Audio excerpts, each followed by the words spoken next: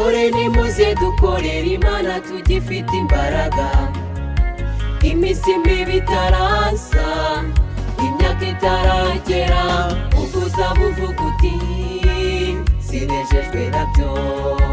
Korera Imana nawe wayikoreye bagire icyaganya. Imyaka myinshi irashize tugukorera, Karamba Ambasada Kimisagara tugukorera, dufite amashimwe mu mitima, wabanye natwe kandi uzaguma kubana natwe. Imyaka myinshi irashize tugukorera, Karamba Ambasada Kimisagara tugukorera, dufite amashimwe mu mitima.